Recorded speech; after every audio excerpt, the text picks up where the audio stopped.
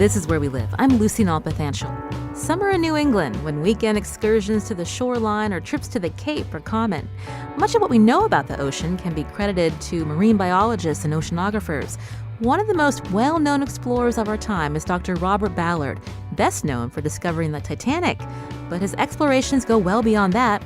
Dr. Ballard was in Hartford recently to speak at the World Affairs Council of Connecticut's 2017 Luminary Award ceremony.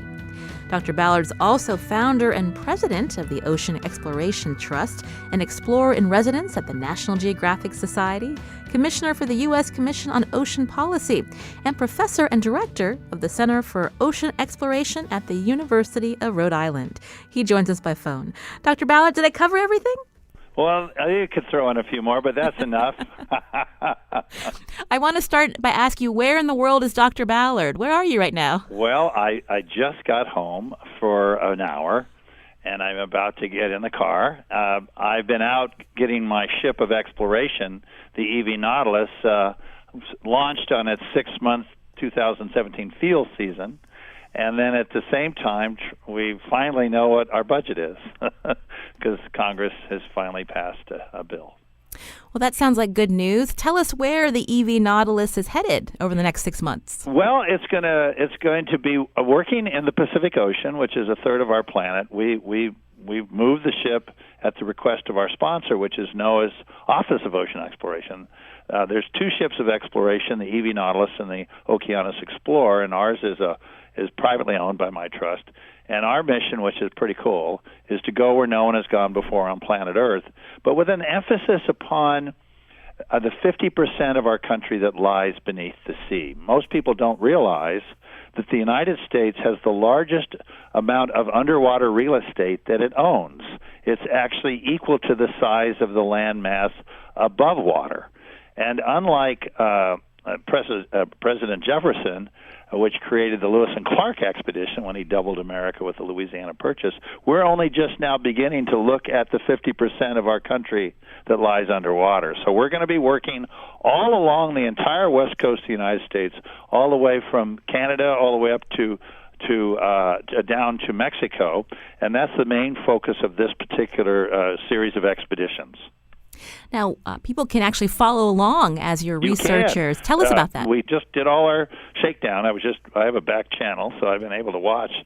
We just did a shakedown cruise off our home port, which is at Alta Sea in San Pedro, California, where we've moved and now have set up our home. And so you can go to nautiluslive.org and you step into the command center with us, because once we get deployed, it's constant. Once we get our vehicles down, we stay down 24 hours a day, and you can tune in, listen, send questions. Last field season, we took and answered, believe it or not, 60,000 questions. Tell me more about the researchers on the EV Nautilus and how they get on this ship. Well, we take a lot of teachers, we take a lot of students, we take a lot of educators. In fact, our primary focus is to have most of the experts on land and call them when we need them, doctors on call. So this opens up a lot of space on the ship, and I've mandated a couple things because I own and operate the Nautilus, and one of them is that 55% of what we call our core of exploration will be women in positions of leadership and authority. In fact, the expedition leader right now that's on the ship is Dr. Nicole Renault, and she'll be relieved by Allison Fundis. And so we have women in all the high positions of the trust and our core of exploration leading it. And I also want all the faces of our country. I want a child to see their face in our core to know they can play. Dr. Ballard, one of your most famous accomplishments is discovering the Titanic in 1985. How did you begin this journey as an oceanographer? Began it very early. I'm 75 next month, and I started on a scrip ship out of La Jolla in 1959. When I was 17, I went out and I got rescued by the Coast Guard when the ship almost got sank in a giant rogue wave. But when I was growing up, I grew up in San Diego and then later Los Angeles. My father was heading up the Minuteman missile program in the 50s and 60s. And my parents asked me what I wanted to be when I grew up, and I said I want to be Captain Nemo. And fortunately, because I'd read 20,000 Leagues Under the Sea, and I'd seen that amazing Disney movie with James Mason as Nemo, and Kirk Douglas was the person who tried to harpoon the Nautilus and bounced his harpoon off the ship. And I saw that movie, and it just captivated me. But so my parents, fortunately, did not laugh at my passion. You should never laugh at a child's passion. It's the cruelest thing you can do, even if it's crazy, like I want to be Captain Nemo. Now, I'm sure my parents went into the other room and said, Houston, we have a problem. But they said, well, tell me more about Captain Nemo. And I said, he had a submarine. It was called the Nautilus. And fortunately, I lived in San Diego, and they took me down. This is in the 40s because I was born in 1942. And I went aboard a diesel submarine. And I got so infatuated, I went on to become a naval officer in deep submergence and spent 30 years in the Navy diving in all sorts of submarines. But they then also said, well, Nautilus is more than a submarine. I said, yeah, this big window. It opens like the iris of a lens. And they said, well, that sounds like an oceanographer. And again, right down the street was Scripps, the largest oceanographic institution on the planet. And so I then went on to get a PhD in oceanography. So I'm really a kid. I was originally born in Wichita, Kansas, where all oceanographers come from. But I then, family moved because I was born 6 months after Pearl Harbor. My father was flying with Chuck Yeager out in the desert and test pilot. And so I was able to plant this kid from Kansas in the warm sands of Southern California, and God bless this country. It lets people have the opportunity to live their dreams, and I did it. You said on that first expedition you almost sank. Yeah. Most people, if they go through an event like that, they're like, I'm not doing that again. But that made you even more committed, more... Well, I was a surfer, and when I saw that rogue wave, I was up on the bridge, and I went, that's a wave. And it ate the ship. I mean, we went under. It ate us, and fortunately we had enough residual buoyancy to come back up the other side. And I went, wow. I mean, we were off Eureka, off the northern coast of California, about 500 miles out, when we got hit and got busted up. And then the Coast Guard came out and walked us in, and then they said, well, you're going to have to go and get another ship. Going to have to fix this one. So I just fell in love with the process of going where no one has gone before on our planet. Because, see, I don't believe that Mars is an exit strategy. There is no exit strategy for the human race. And you can't think you can mess up this planet and get away. I mean, Superman had a choice, and he chose Earth over Mars, okay? So we need to excite young people, particularly middle school kids. We focus mostly on middle school children with our live broadcasts because that's when children form their passions. And we want their passion to be to understand this creature called Earth on which we live, which we are completely, totally dependent upon. And we need to learn how to live in harmony with this planet. And to do that, we have to first understand it. And when you look at NASA's budget, it's 1,000 times larger than NOAA's ocean exploration budget. That's nuts.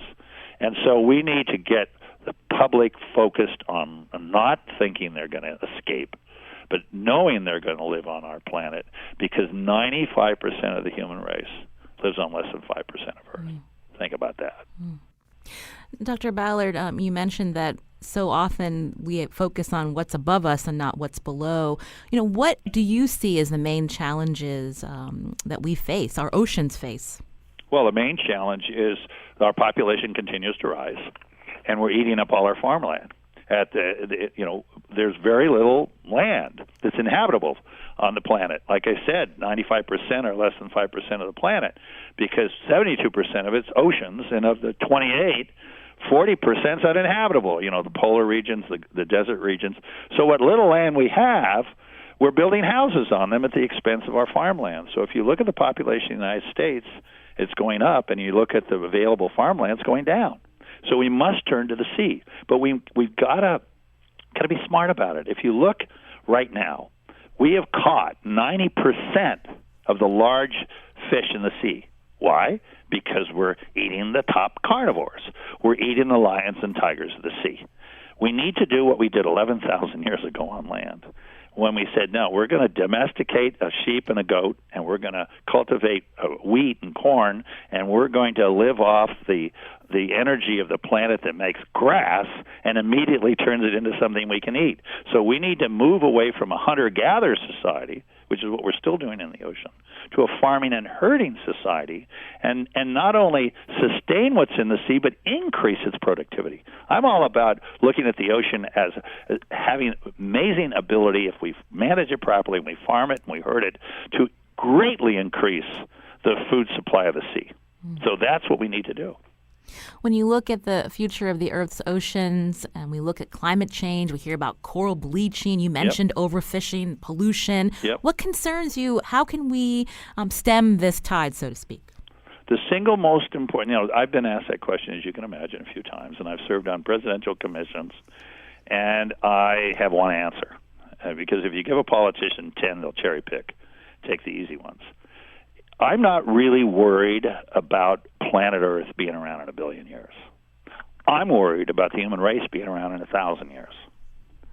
The single most important thing the human race can do to ensure its survival is the empowerment of women. Pure and simple. The empowerment of women. Because women, right now, the average age of a mother on planet Earth is 19, and that's average. And do you really think that 19-year-old girl wants to have a baby? Some do, but most don't, because they haven't been empowered. When microloans, for example, when you empower a woman and she's able to, in the United States, more women in the workforce now than men. There's a secret weapon of the United States, not so secret, are our women, because they're becoming empowered. Not quite there yet, but they're on a good track, certainly on my team. I'm speaking with Dr. Robert Ballard, a famous oceanographer. You mentioned politicians a little bit ago. I wanted to ask you about this proposal of the Trump administration to review monuments around our country, including the future of marine monuments. What's your take? Well, like any serious debate, there's two sides to the coin. And yes, I think the key thing that's important, because I'm working with the National Marine Sanctuaries right now, and sanctuaries are critical because they are like think of deep sea corals are like the mangroves. They're where little kids can hide, little things can hide, and you need to be able to have the habitat so that you can have the nurseries. And marine sanctuaries, properly done, are the nurseries for the commercial fishermen. So but the fundamental important thing that needs to be done. It's like the recipe for chicken soup. First, you get the chicken. The most important thing you need to do is to explore our exclusive economic zone, in which our sanctuaries are located. You need to know what we're preserving. So we need to, and that's why the sanctuaries are now stepping up to the plate and saying we need to go beyond the scuba diving depths. We need to go into the deeper parts of our marine sanctuaries and into the deeper parts of our exclusive economic zone and find out what's there, and then be very clever in how we write our boundaries. So I understand, when you create something and you've never been there, that's you need to think about that. It's really critical that we are going out now, and thank gosh, in the budget that just got passed was an increase in the National Marine Sanctuary program. So that's a pretty good trend, because that was passed by the House and Senate. And so this is showing you that there are smart people looking at these issues, and they're putting their money where their mouth is.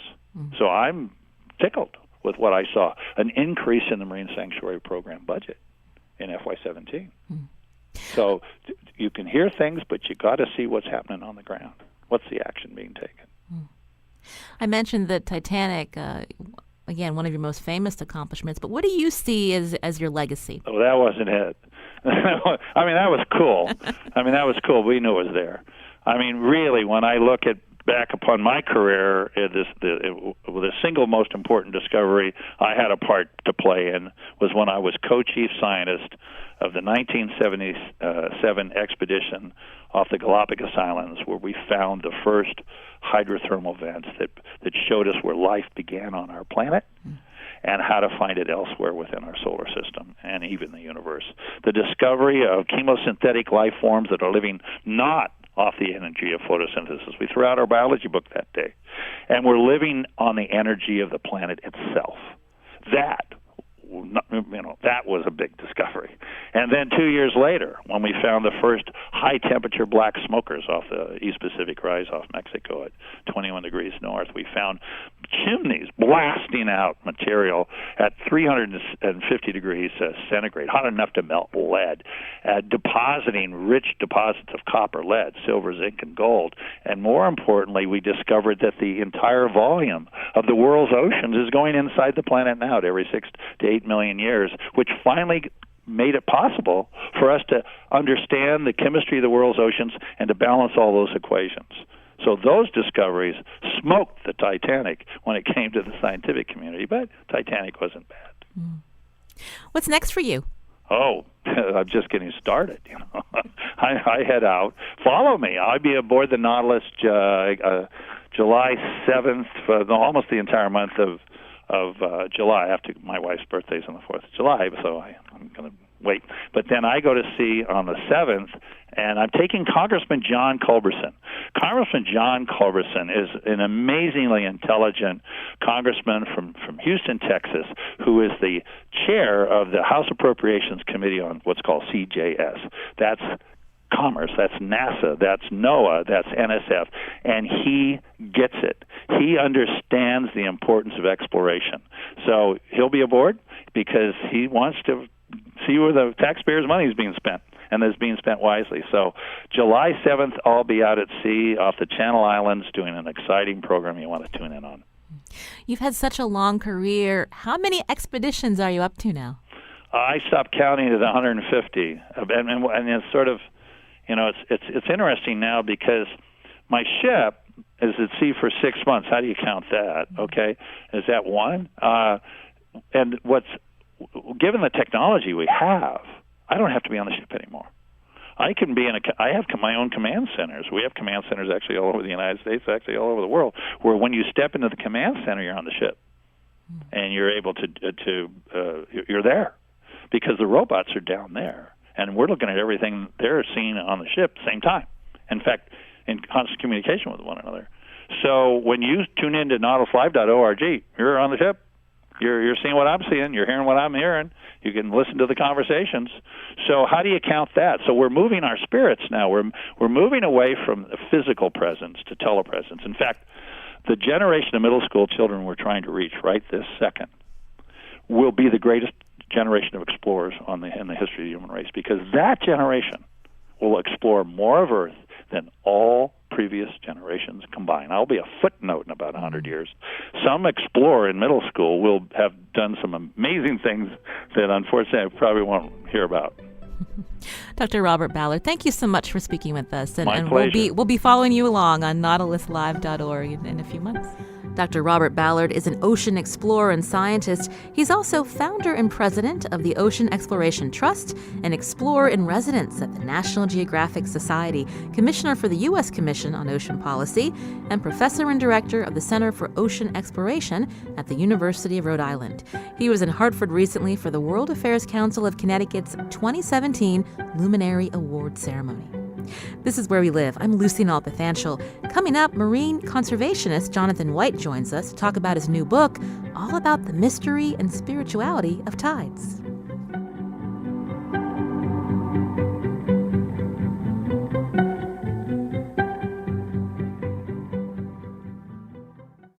This is Where We Live. I'm Lucy Nalpathanchel. Tides are mysterious and dangerous if you aren't careful. Jonathan White knows this firsthand. The marine conservationist and sailor had a particular experience that led him to research the force responsible for keeping the seas on our planet in constant motion. His new book is called Tides, The Science and Spirit of the Ocean. He joins us today from the studios of Don Ross Productions in Eugene, Oregon.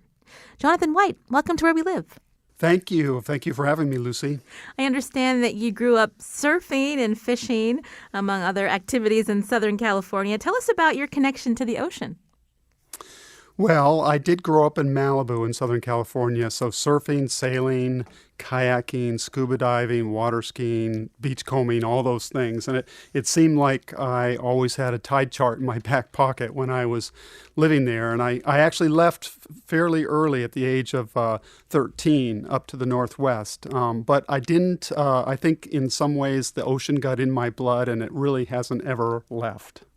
Some people are fearful of the ocean. It's so powerful. What is it about the ocean, though, that drew you to it where you were not afraid?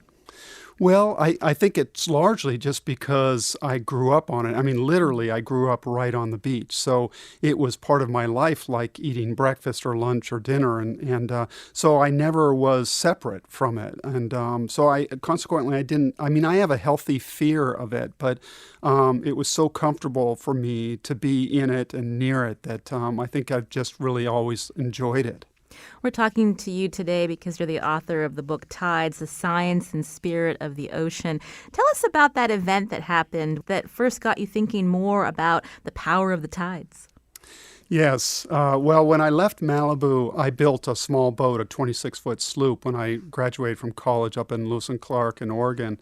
And I sailed that boat around the Pacific and the Atlantic and the Caribbean. And in a lot of ways, I paid my dues sailing offshore in that boat. And then in my early 20s, I bought a big old wooden schooner. I started a school on the boat. We did seminars up and down the coast from Seattle to Alaska for about 11 years. And it was a really wonderful 11 years, very rich in experience and exploration and working with people on the boat. But one not so fun experience was going aground in a huge tide and gale up in southeast Alaska in the early 90s, and I almost lost the boat. I mean, the boat was completely flooded with water, and we did eventually get it out and revived, and the boat actually went out on the next seminar a few days later, but I nearly lost it.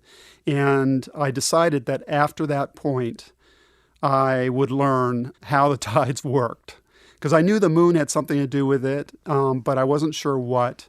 And I thought I'd read a couple of books and a couple of articles and learn everything there was to know about the tide, but I was wrong. There was a lot more to it, and a couple of books and a couple of weeks quickly turned into 50, 100, 300 books and about 10 years of study.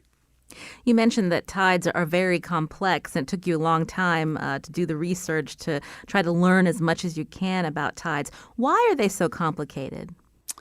Well, it's a good question, and I don't know that I have the answer to that exactly, but they are. And interesting enough, in my 10 years of research and traveling around the world, really, to study this, I took some element of the tide and I went to where it was most dramatically at play, and I talked to researchers and scientists and oceanographers and fishers and just people who lived near the water, including monks that have a religious practice in Mont Saint-Michel in France.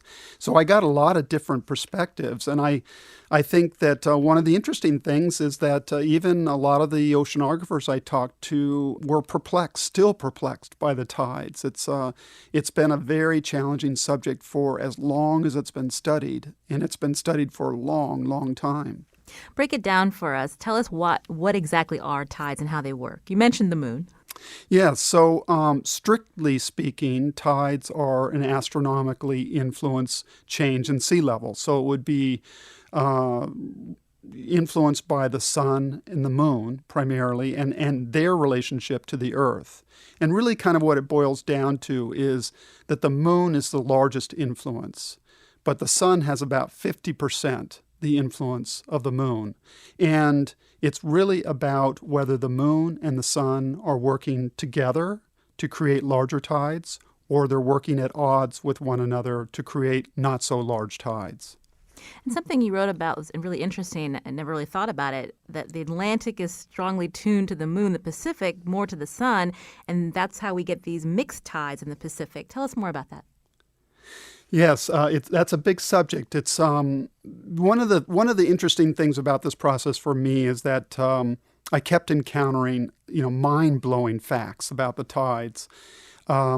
and the complexity, of course. And another challenge is to have to keep a lot of different elements of the tide in my mind at once, because some of them seem contradictory. Like the tide is a large or a long wave that travels around the world at the speed of a modern jet, but it's also about vibration and about resonance. And that's where we get back to your question, that the tide or the ocean basins of the world resonate with the different so-called calls from the sky or from the solar system. So to boil that down a little bit, the analogy that I like to use is singing in the shower. And when we sing in the shower and we hit that particular note that makes the shower stall resonate with our voice, let's just say it's the note C. And when we hit that note, suddenly the shower stall resonates with that, and our voice gets rich and full and brilliant, and we feel like a genius, right? And so that's resonance. And if you blow that analogy up to the size of the universe or the solar system, the singing are the various relationships of the earth, moon, and sun that I mentioned earlier. New moon, full moon, half moon, so forth. And the shower stalls are the ocean basins of the world that resonate with different notes from the universe. So, getting back to your question, that's a long route, I know, but the Atlantic resonates with so-called calls from the moon more than the sun, although it does resonate with both. The Pacific, being the largest basin in the world, resonates more with the sun than any other basin. Since we're talking about opposite sides of the Earth, how is it possible for there to be two high tides? You write about that. Yes. So if you imagine yourself standing somewhere in Connecticut, let's just say, and the moon is full and overhead, that you would expect a high tide, a bulge in the ocean to be right underneath the moon, and you're standing in a high tide. Well, by the force of centrifugal force, there's also a bulge on the other side of the Earth, and that's created by centrifugal force, which is really the same kind of force that makes us want to spin out when we drive too fast around a corner. It's a Greek word meaning to flee. So there's another bulge on the opposite side of the Earth that's caused by the moon's circular orbit around the Earth. So if you imagine yourself, again in Connecticut, and you're in a full tide with a full moon overhead, about 12 hours later, half of a day, you're on the opposite side of the Earth and you're underneath that other bulge. So, and then in between, you're in a valley, which is low tide. So you start out at high tide, 6 hours later, you're in a low tide. 12 hours later, you're in another high tide in the opposite bulge. And then another 18 hours, you're in another valley, and then you do a full circle. So that's 2 tides a day, 2 highs and 2 lows. This is Where We Live. Today we're talking with Jonathan White. He wrote the book Tides, The Science and Spirit of the Ocean. You traveled around the world to learn more about tides. Tell us about those specific travels, starting with a monastery in France. Yes. So, like I said earlier, I took some element of the tide and I went to where it was most dramatically at play. So I went to Mont Saint-Michel in France, which is on the west coast of Normandy, to a monastery there that was built in the 7th century. It's been an active monastery ever since that time. And it's got a 45-foot tide, one of the largest in the world, and certainly the largest in mainland Europe. And it's completely tide wrapped. So when the tide is out, the ocean is about 10 miles away. And then when it comes in, it races across these sand flats and wraps around the monastery. Jonathan, can you tell us more about when we think about tides, that connection to spirituality, and what you learned when you were there? Yes. The subtitle of the book, The Science and Spirit of the Ocean, really didn't come until later. I didn't set out thinking that that's what this was going to be. I wanted to learn how the tides worked, from a scientific point of view. But the more I studied, the more people I met, the more I realized that people do have a very deep spiritual connection with the tide, with the coastal zones, with waves, with the ocean, with the tide. And when I was in Mont Saint Michel, I met the monks there, and I wanted to interview them about their relationship with the tide, because they have a spiritual practice there, of course, and they've dedicated their life to God. Yet they're smack in the middle of this amazing phenomenon that every day wraps around their monastery. So I figured that they must have some kind of a relationship, a spiritual relationship with the tide, or that it influences their practice. But it took me a couple of years to get permission to interview them, and they finally allowed me to come to a silent lunch and a half-hour interview.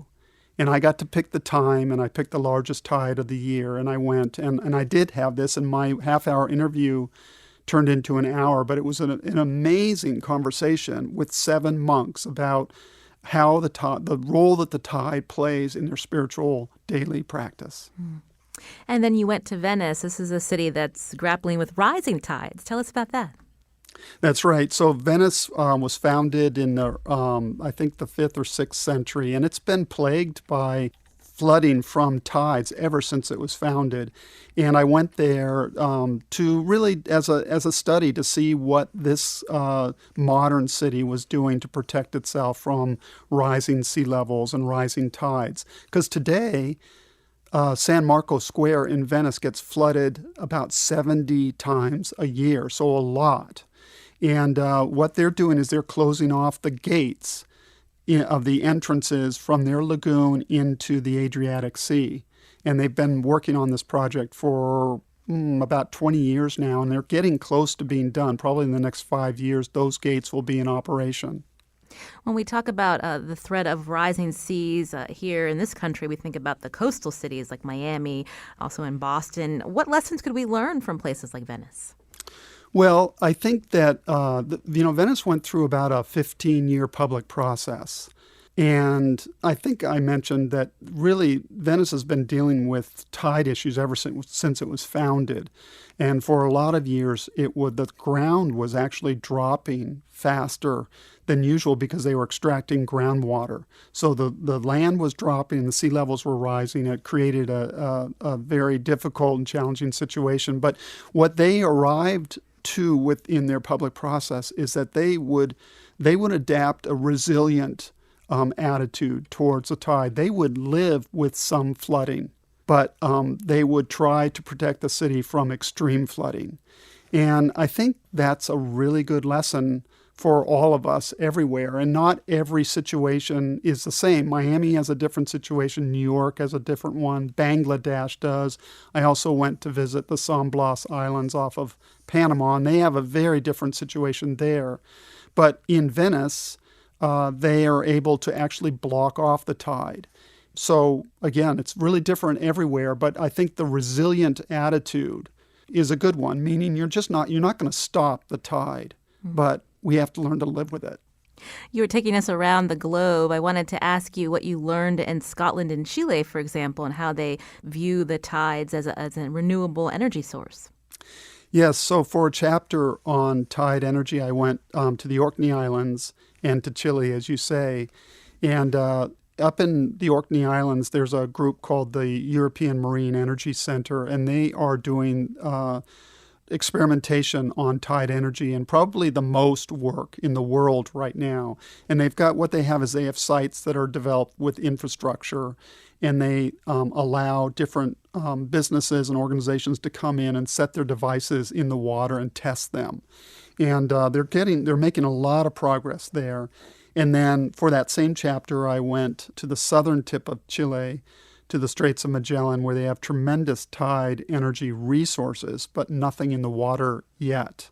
They'd like to, because they import a lot of their energy, and it's a great place for tide energy, but they are ways off from having devices in the water that are producing electricity. In this country, Rhode Island and Maine have explored or are exploring tidal energy. Did your opinion of using this as a renewable energy source, did it change after going to the Orkney Islands?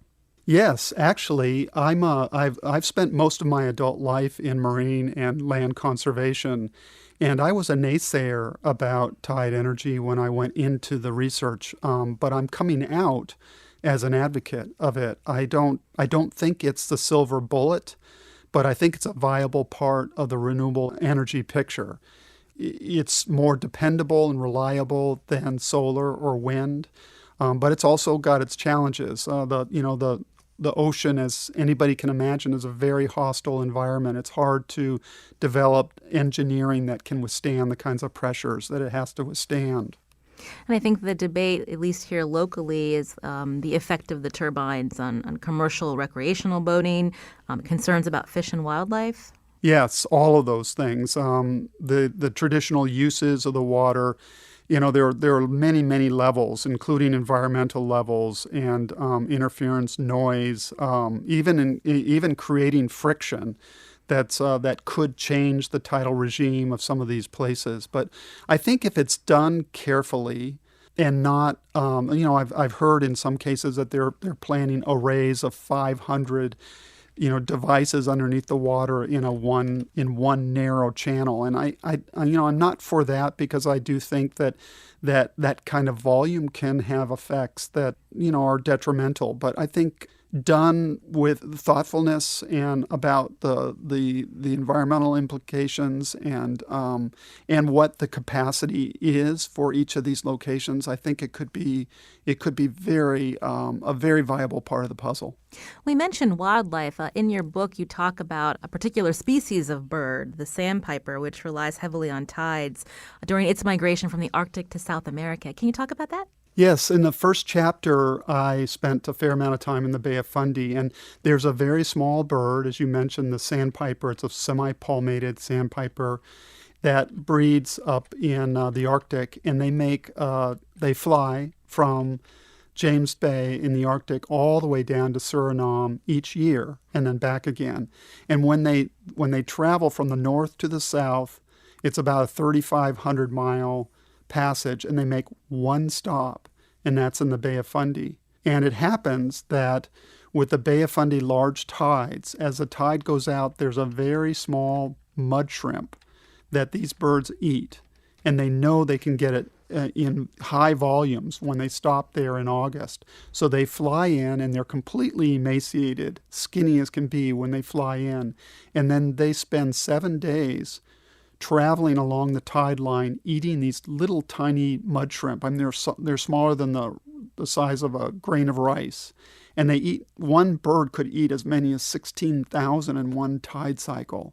And they double their weight in about 6 or 7 days, and then they take to the air nonstop down to Suriname. So it's a really interesting, interconnected, interdependent relationship between the birds, the Bay of Fundy tides, and these mud shrimp. And the Bay of Fundy, a place with one of the world's largest tides? That's right. It has a record tide of 54 feet, 6 inches, which is 10 feet larger than the next largest tide. And Ungava Bay in the Arctic, just about 1,600 miles north of the Bay of Fundy, coincidentally, also has a tide as large. So those two places share the record for the largest tides in the world. This is a really interesting book, Jonathan White. What do you want readers to take away from it? Well, I think that mostly it's a celebration of this fantastic ocean that we live right next to, and that we actually know so little about. I mean, I grew up on the ocean. I've spent my whole life on it or near it or studying it or whatever, and I had no idea of the levels of complexity in the tides. And so I think really I just want to share that just how what a miracle it is, and how delighted I think we all should be to be on it or near it or living our lives close to it. Author Jonathan White is a marine conservationist, a sailor, and a surfer. He joined us today from the studios of Don Ross Productions in Eugene, Oregon, to talk about his new book, Tides, The Science and Spirit of the Ocean. He'll be in Connecticut later this month for several book talks, including one this Saturday, June 24th at R.J. Julia in Madison. We'll have more information on our website, wnpr.org/where we live. I'm Lucy Nalpathanchel. Coming up, how healthy is Long Island Sound? We'll hear about efforts to measure pollution along the shoreline. That's after the break.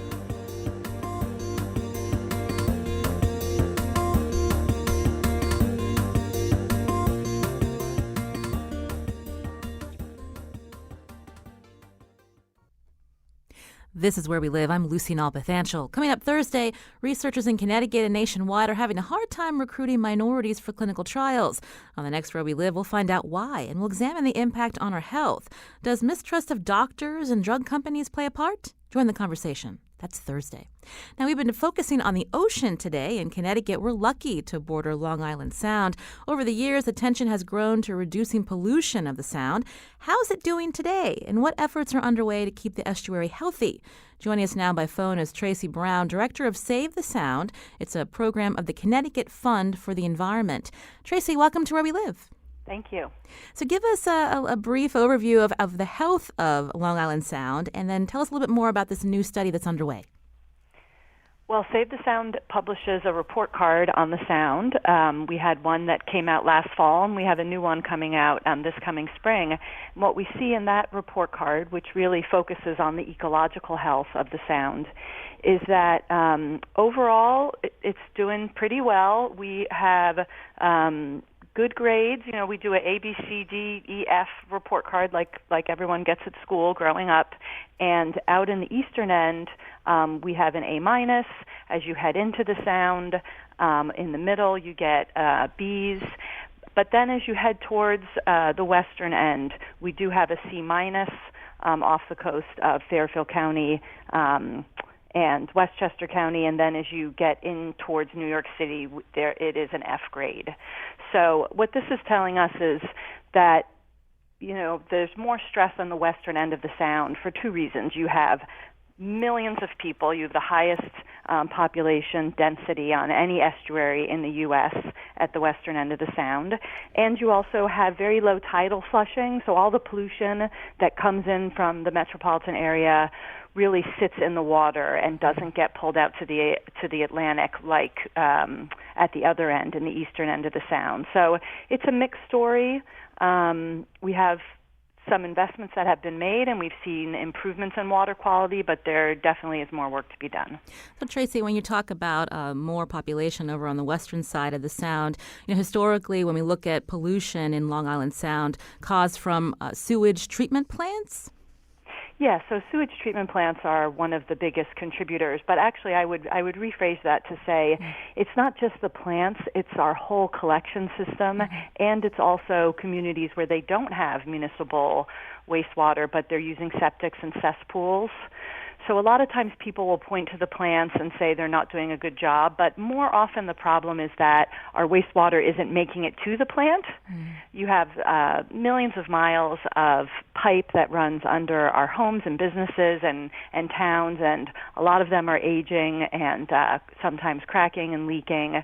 So you get what we call sanitary sewer overflows in communities when you have a lot of rain, and that's flushing raw sewage into our rivers and streams, which brings it into the Sound.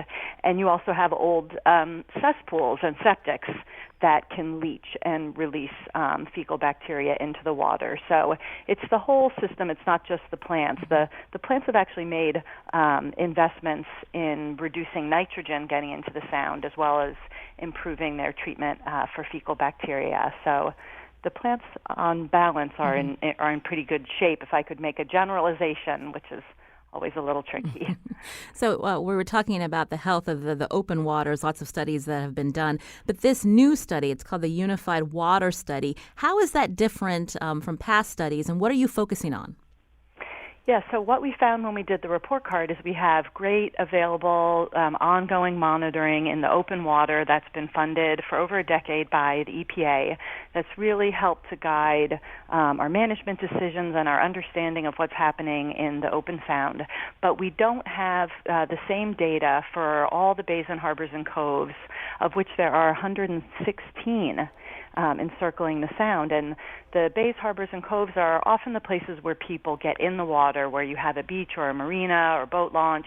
And we heard a lot from the public saying, well, how about my bay or harbor? If I see an A out in the water, does that mean that it's also an A in Stonington Harbor or Mystic River or, you know, any number of these places? And we know from our best science that you can't really extrapolate from the open water quality into those systems, that they are actually unique, they're more shallow, they have different flushing rates depending on, how open and closed they are to the open water, and they also are typically the places where the rivers and streams that are bringing pollution off of our landscape, off of our lawns and our parks and our streets flow right into those systems. So we want to get out with the Unified Water Study and start monitoring, ideally in every one of those 116 bays and harbors, to be able to tell the story of their unique health and to add that to future report cards and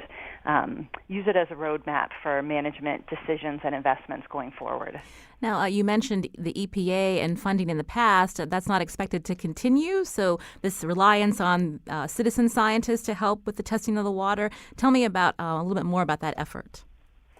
Well, we're definitely hoping it will continue, so that's still to be determined, and part of what we do at Save the Sound is lobby for the federal dollars to stay in place, because the monitoring is so important. But to add the information on the bays and harbors would require an expansion of that funding, which is less likely. So by using volunteer groups and community groups, academic groups, and nonprofits like Save the Sound and others, we can mobilize a lot of resources at a pretty low cost for people who are getting out in their own community. So instead of Connecticut Deep or even Save the Sound trying to hit all of these bays and harbors, what we've done is we've designed a study that can be easily used by a whole variety of groups, and we are recruiting and training groups to get out in their local waterways, conduct the study, and then share the data, so we have it all in one place. Now, Tracy, we just have a couple minutes left. We mentioned briefly nitrogen in the water. Talk about the impact. What's at stake if this problem isn't reduced in terms of what the nitrogen does to the life in the water? Yeah, so too much nitrogen creates low oxygen zones that can lead to fish die-offs and make it hard for the aquatic vegetation to survive. So you have dead zones for fish, you have decaying living shorelines, the shorelines that protect local communities from storms and surges. Also, nitrogen has been shown to track with increased ocean acidification. So high nitrogen loads also help trigger increased acidification, which harms shellfish, makes it hard for them to form shells. And on a kind of direct human recreation level, it also, it's a fertilizer, so it's triggering algae blooms and red tides and rust tides and other growth in the water that makes it unpleasant for people to swim and get in the water. So it's bad for the wildlife, it's bad for recreation, and it's bad for all the local economies that rely on a healthy sound for jobs and tourism.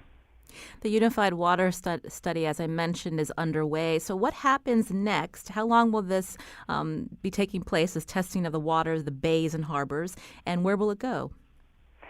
So we're hoping it'll continue for quite a few years because, of course, the most valuable data sets are multi-year data sets, so you can see trends. This year is our inaugural season, and we're really happy to have 12 groups who are already signed up and out on the water as we speak. And these 12 groups are covering 24 of our 116 bays and harbors. And we have another list of groups that are interested in starting in 2018. So we're hoping by next summer we'll be up to 20 groups and, perhaps we'll get to 50 bays and harbors. That would be fabulous. And we would like to grow until we get to all 116. I'd say after a couple years of that, we could probably assess which are the bays and harbors that are really stressed for nitrogen, where work needs to take place, and then we could probably focus on those problem areas, make some conservation investments, and then track to see how they're doing and what's successful. Tracy Brown is director of Save the Sound. It's a program of the Connecticut Fund for the Environment, telling us about the Unified Water Study underway. Thanks to some citizen scientists and others, the Sound Sleuths, as they're called. We'll have more information on our website, and we'll tweet out some links to this new study. Tracy, thank you so much for your time. We appreciate it. Thanks for having me. Our show is produced by Lydia Brown and Jeff Tyson. Our technical producer is Kyone Wolf. WNPR's executive producer is Katie Tolarski. You can check out WNPR.org/where we live for more about the show. I'm Lucy Nalpathanchel. Thanks for listening.